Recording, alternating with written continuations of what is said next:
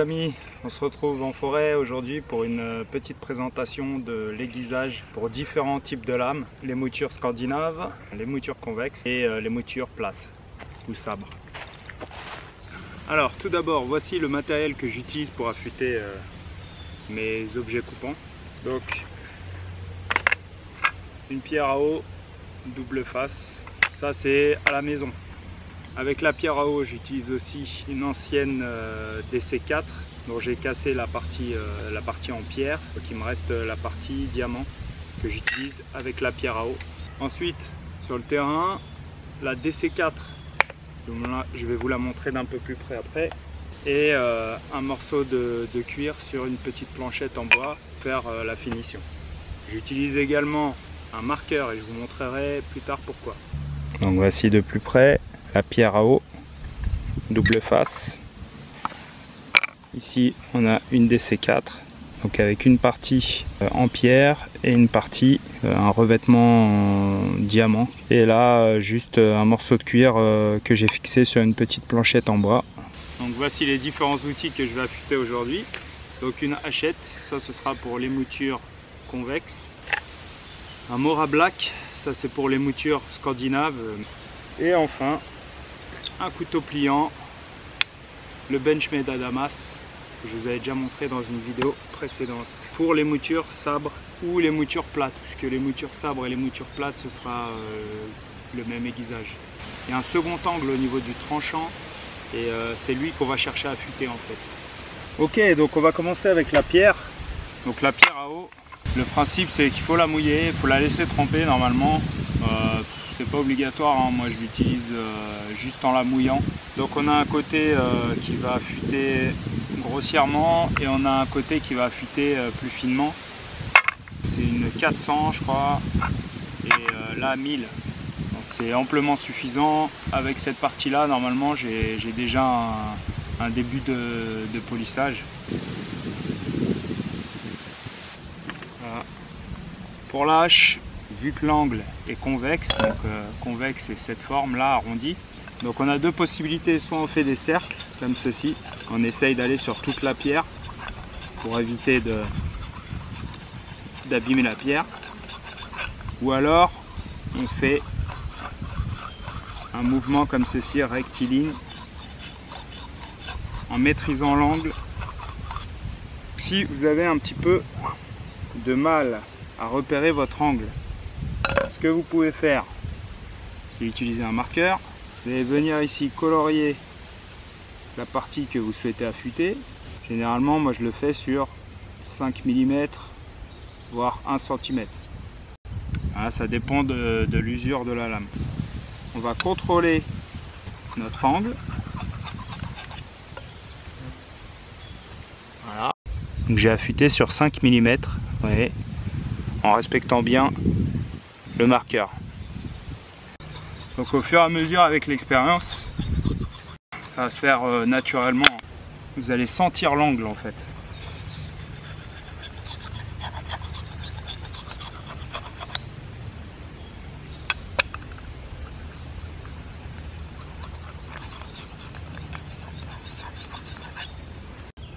Avec la DC4 par contre, donc c'est la pierre qu'on va manipuler.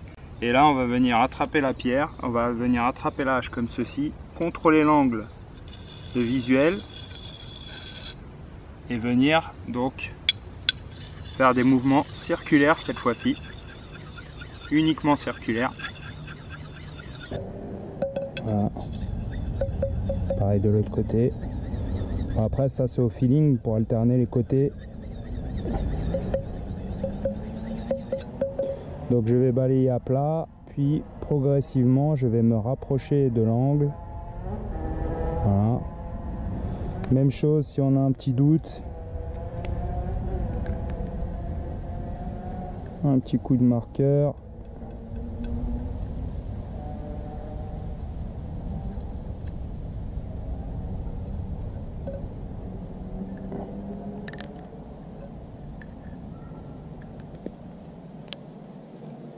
Ok.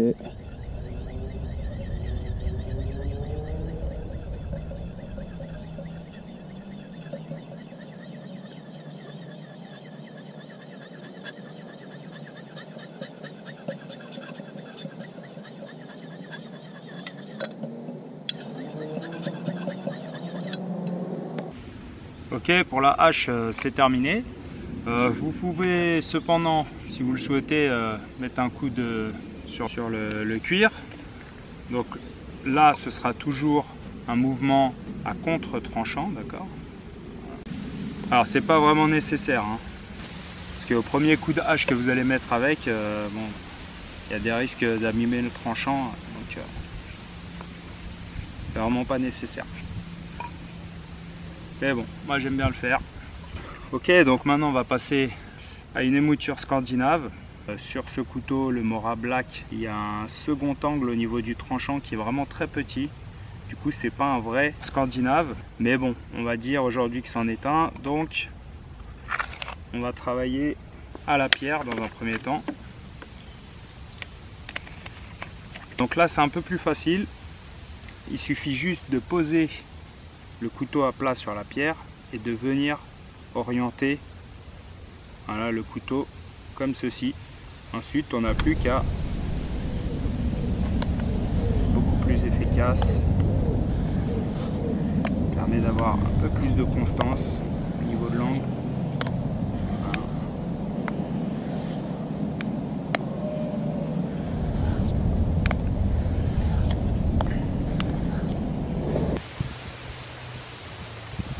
Et ça va côté.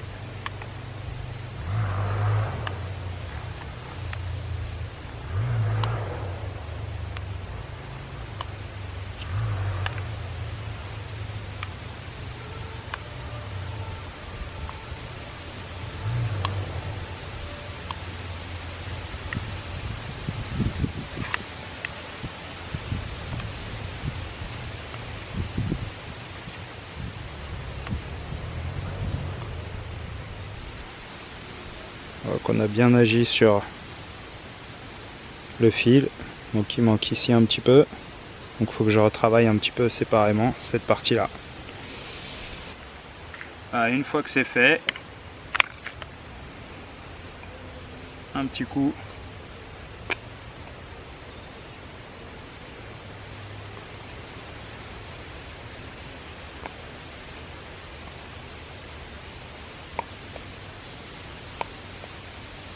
en quelques minutes, on retrouve un couteau parfaitement affûté à servir.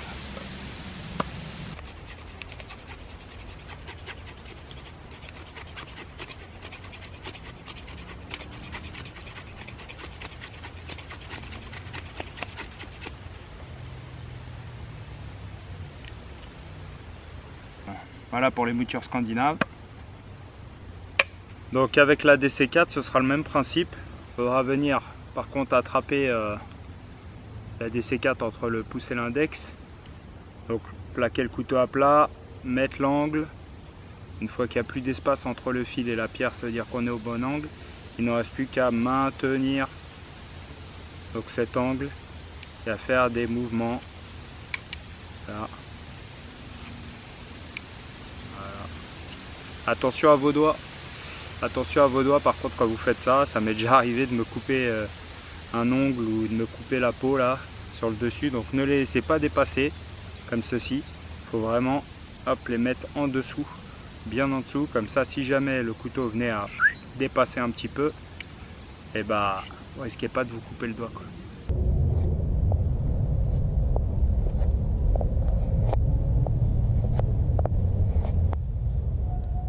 Ça coupe très bien. Ah, c'est ma femme qui va être contente. Ok, donc maintenant on va passer à les moutures plates ou les moutures sabre. Mon couteau il est déjà bien affûté. Je vais juste remettre un petit coup, donc j'ai pas besoin d'utiliser la partie la plus corsée. Donc là, je vous conseille de mettre le petit coup de marqueur. Là, il va avoir toute son utilité. On va devoir trouver l'angle. Il n'est pas si bas qu'on le croit en fait. Souvent, pour les couteaux pliants, on a tendance à... Enfin, j'ai tendance à mettre un angle trop plat. En fait, je me rends compte qu'il n'est pas si plat que ça l'angle. Donc là, j'ai mis le petit coup de marqueur. Ok, je vais commencer. Donc moi je pense qu'il est là l'angle. Et là on voit que c'est un peu trop plat. Voilà, donc il faut que je redresse un peu mon angle. Voilà. Donc là je suis bon. Sauf sur la pointe. C'est toujours un peu particulier de faire la pointe. Voilà, là on voit bien. J'ai affûté que le tranchant vraiment du couteau. Ok, ici il faut que je le refasse un petit peu. Passer.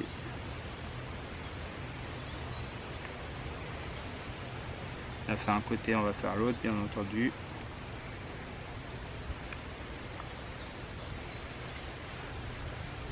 Voilà, là c'est un peu mieux.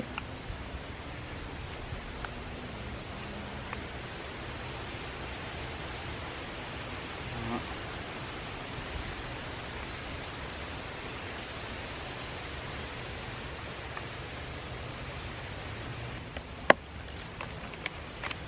Alors après, selon votre envie, moi ce que j'aime bien sur mes couteaux pliants, c'est convexer légèrement le fil. Donc on peut faire après, on peut commencer à faire des mouvements d'avant en arrière, convexer un petit peu le fil. Voilà.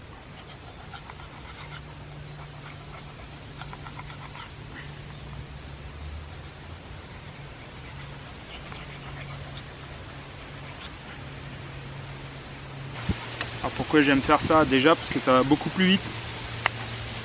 Et ensuite parce que ça ajoute un petit peu de solidité au tranchant. Maintenant sur la DC4, on la pose à plat. Alors ce que vous pouvez faire, c'est utiliser le cuir pour éviter que ça glisse trop. Et là pareil.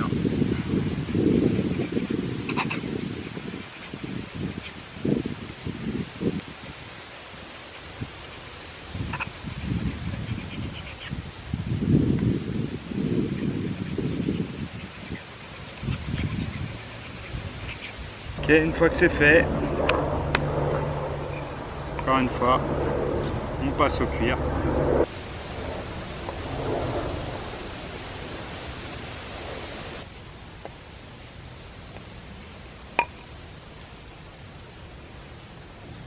Voilà, donc on voit que c'est bien poli.